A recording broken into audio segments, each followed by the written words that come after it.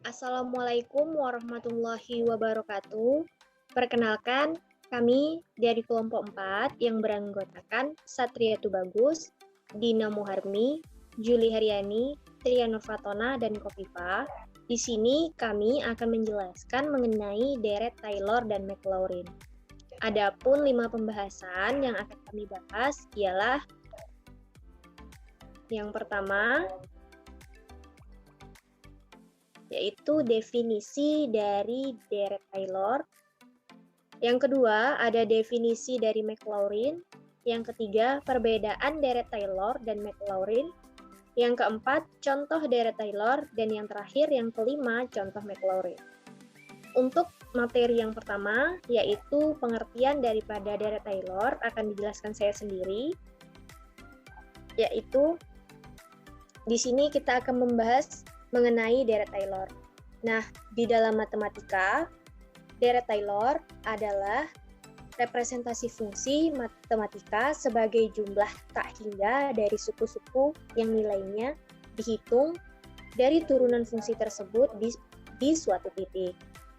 Nah, jadi deret Taylor ini biasa digunakan ketika suku-sukunya itu berjumlah tak hingga. Pada teorema 1 oleh Parseau 2007, dia mengemukakan bahwa deret Taylor dari sebuah fungsi real atau fungsi kompleks fx yang terdiferensialkan tak hingga dalam sebuah persekitaran sebuah bilangan real atau kompleks A adalah deret pangkat. Nah, dimisalkan bahwa f fungsi yang turunan ke n ditambah 1, yaitu f pangkat n tambah 1 x ada masing-masing x dalam interval terbuka I yang mengandung A. Nah, jadi yang dimaksud dari kalimat tersebut ialah misalkan ada sebuah fungsi f di mana fungsi tersebut memiliki turunan ke n ditambah 1 yang mana dilambangkan dengan f pangkat n tambah 1 dikali x, di mana untuk x itu ada nilainya itu berada di interval sekitaran interval terbuka I yang mengandung nilai A. Nah, dari kalimat tersebut dapat dirumuskan sebagai fx sama dengan fa ditambah f aksen A dikali x dikurang A ditambah f double aksen A per 2 faktorial dikali x kurang A kuadrat ditambah hingga f pangkat A dikali f pangkat n dikali A per n faktorial dikali x dikurang A pangkat n ditambah Rnx. Nah, Rnx ini yang ialah sisa daripada suku. Daripada Rnx ini dapat lagi kita peroleh rumus ialah Rnx sama dengan f pangkat n tambah 1 dikali c per n tambah 1 faktorial dikali x kurang A pangkat n tambah 1. Di mana titik C ini suatu titik yang berada di antara x dan A. Selanjutnya. Nah, untuk teorema yang kedua masih oleh Parseau 2007, dimisalkan f adalah fungsi dengan turunan semua tingkatan dalam interval A dikurang R, A ditambah R. Maka rumus deret Taylor dapat kita peroleh yaitu fx sama dengan fa ditambah f aksen A dikali x kurang A ditambah f double aksen A per 2 faktorial dikali x kurang A kuadrat ditambah f triple aksen A per 3 faktorial dikali x kurang A pangkat 3 ditambah hingga fn dikali A per n faktorial dikali x dikurang A pangkat n. Di mana dalam fungsi f tersebut ada pada interval A dikurang R ditambah A dikurang R, A tambah R. Jika dan hanya jika limit N itu menuju tak hingga, di mana suku sisanya sama dengan 0. Nah, dalam rumus Taylor dapat diperoleh untuk rumus sisa sukunya ialah Rnx sama dengan F pangkat N tambah 1 dikali C dikurang N tambah 1 faktorial dikali X kurang A pangkat N tambah 1. Dan C suatu titik di dalam A kurang R, A tambah. Nah, adapun penggunaan dalam deret Taylor ini ialah ketika nilai X itu sama dengan A, maka deret Taylor dapat digunakan. Adapun deret Taylor ini juga tidak bisa digunakan secara langsung untuk mengaproksimasikan atau membulatkan sebuah fungsi seperti eksponen pangkat X atau tan X, karena seperti kita ketahui nilai dari eksponen itu kan biasa berupa desimal. Maka deret Taylor ini tidak bisa digunakan secara langsung untuk mengaproksimasi atau membulatkan fungsi seperti eksponen atau tan X. Namun untuk pemenggalan deret Taylor itu bisa dipenggal deret Taylor berhingga suku menuju ke polinomial yang dapat digunakan untuk mengaproksimasi atau membulatkan suatu fungsi. Baiklah, itu saja yang dapat saya sampaikan terkait deret Taylor. Untuk materi selanjutnya akan disampaikan oleh rekan saya. Baiklah, terima kasih kepada Julie. Selanjutnya, pengertian deret Maclaurin yang akan dijelaskan oleh saya sendiri.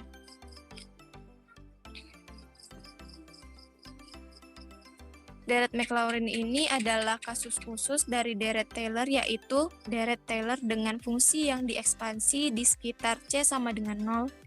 Deret Maclaurin ini disebut juga dengan deret Taylor baku. Sama dengan deret Taylor, deret Maclaurin ini fungsinya digunakan dalam perhitungan atau pendekatan nilai fungsi yang tidak bisa dihitung dengan manual. Berikut rumus umum dari deret Maclaurin, yang dimana fx sama dengan f0 ditambah f aksen 0 per 1 faktorial dikali x ditambah f double aksen 0 per 2 faktorial kali x kuadrat ditambah f triple aksen 0 per 3 faktorial dikali x pangkat 3 dan seterusnya. Mungkin itu saja yang dapat saya sampaikan. Selanjutnya akan dijelaskan oleh teman saya, Tria.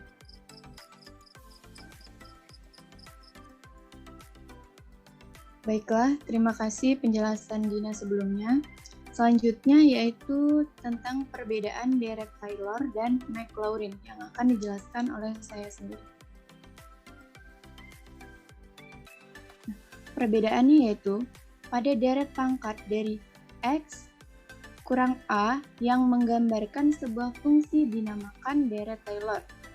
Dan apabila A sama dengan 0, deret yang bersangkutan ini dinamakan deret Maclaurin. Jika A sama dengan 0 atau deret Taylor dengan X di sekitar 0, X sama dengan 0, maka deret yang diperoleh disebut deret Maclaurin. Dan jika A memiliki nilai maka disebut deret Taylor. Jadi deret Maclaurin merupakan kasus khusus dari deret Taylor dengan fungsi yang diekspansi di sekitar A sama dengan 0, seperti yang sudah dijelaskan oleh Julie dan Dina sebelumnya. Nah, sehingga perbedaannya yaitu terletak pada deret Taylor yang memiliki nilai yaitu X sama dengan A, di mana A ini merupakan bilangan asli. Sedangkan deret Maclaurin yaitu nilainya X sama dengan 0. Dan perbedaannya juga dapat dilihat dari rumus deret Taylor dan Maclaurin yang berbeda, di mana pangkat dari X sama dengan A, pangkat dari X minus A itu merupakan deret Taylor dan Maclaurin yang mana A sama dengan 0. Itu saja yang dapat saya jelaskan tentang perbedaan dari deret Taylor dan Maclaurin. Selanjutnya akan dijelaskan oleh Satria Tubagus.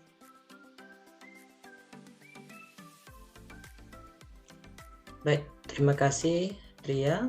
Baik, saya di sini akan menjelaskan beberapa contoh dari deret Taylor. yang dimana pada pengertian sebelumnya yang dijelaskan oleh Julie, di mana terkait dengan deret Taylor tersebut.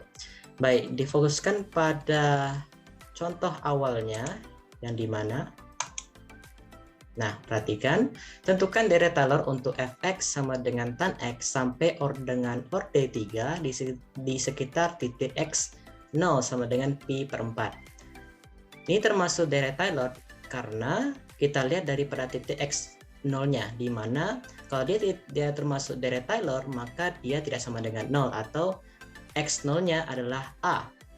Dan dari sini kalau dia bentuknya itu bukan 0, berarti ini deret Taylor. Nah, baik, berdasarkan dari soal dinyatakan bahwa dia harus diturunkan sampai orde ketiga. Maka penyelesaiannya itu akan dilihat pada cuplikan selanjutnya. Nah, penyelesaiannya berkaitan sama turunan-turunan daripada fungsinya. Yang paling pertama yaitu pada fx, belum ada turunan. Yang fx sama dengan tan x. Nah, maka kita ngambil nilainya yaitu pada f pada pi per 4 atau dalam derajatnya itu 45 derajat itu sama dengan 1. Selanjutnya, turunan daripada tan x adalah secant kuadrat x, yang mana di sini kita ngambil f aksen x-nya. Nah, ketika kita masukkan nilai pada pi per 4 atau pada x0 yang kita masukkan, maka kita dapat hasilnya itu adalah 2, yang dimana secant kuadrat x pada 45 derajat adalah 2. Selanjutnya, masuk ke yang turunan kedua, yang dimana turunan daripada secant kuadrat x, yang hasilnya adalah 2 dikalikan secant kuadrat x tan x.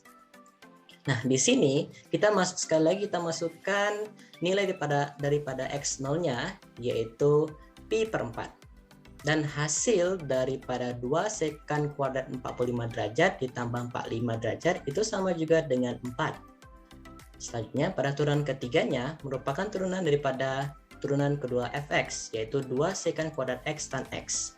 Yang dimana hasilnya adalah 2 secant kuadrat x dikalikan tan x ditambah 2 secant pangkat 4x. Nah, di sini sama seperti cara sebelumnya, kita masukkan kembali x-nya atau x0 kita yaitu pi per 4, yang dimana hasilnya adalah 12. Nah, disesuaikan sama pertanyaan sebelumnya, yaitu kita mengambil orde ketiga. Artinya di sini kita ambil turunan yang ketiga, yaitu sampai turunan ketiga dari fx. Setelah kita dapat turunan ketiga fx, kita masuk ke langkah selanjutnya, ya di mana kita masukkan rumus berdasarkan dari penjelasan sebelumnya. Pada fx itu sama dengan f x0 ditambah x kurang x0 per 1 faktorial, atau bisa kita sebut aja dengan x kurang x0 dikalikan f aksen x ditambah x kurang x0 pangkat 2 per 2 faktorial dikalikan f aksen x ditambah x kurang x0 pangkat 3 per 3 faktorial dikalikan f triple aksen x, dan seterusnya. Artian di sini bisa berlanjut-lanjut, akan tetapi kita hanya berujuk pada soalnya, yaitu kita ngambil ke orde ketiganya. Baik, sekarang kita meletakkan x0 kita, yaitu adalah pi per 4.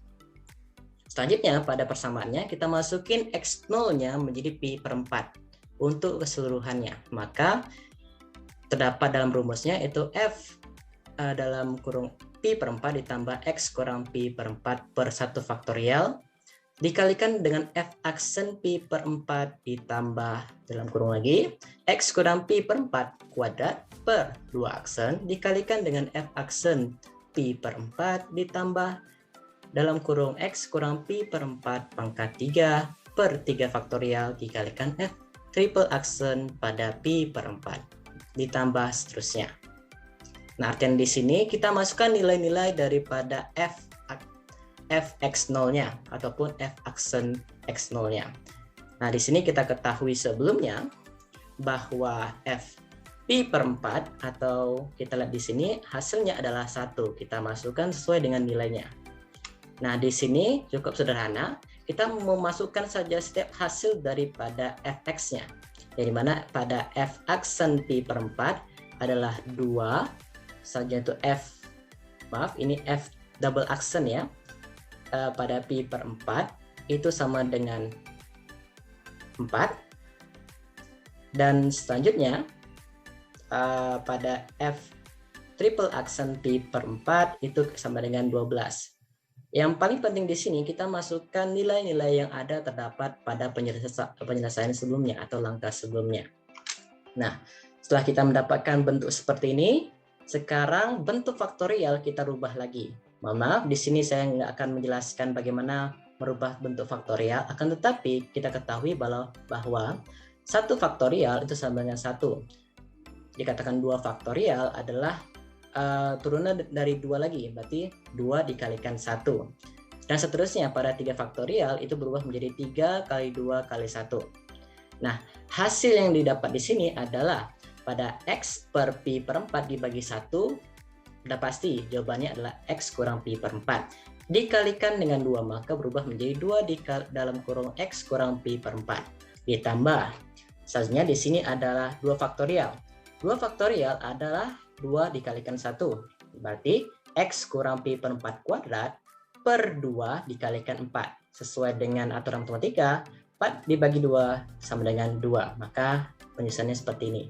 2 dikalikan dalam kurung X kurang pi per 4 pangkat 2. Selanjutnya pada orde ketiga, X kurang pi per 4 pangkat 3 per 3 faktorial adalah 3 kali 2 kali 1 yaitu 6 dikalikan dengan 12. Nah, sesuai dengan konsep pembagian, berarti 12 dibagi 6 hasilnya adalah 2. Dan ditambah seterusnya. Baik, untuk deret Taylor yang kita dapat adalah Fx sama dengan 1 ditambah 2 X kurang pi per 4 ditambah 2 dikalikan dalam kurung X kurang pi per 4 kuadrat ditambah 2 dalam kurung X kurang pi per 4 pangkat 3 ditambah seterusnya.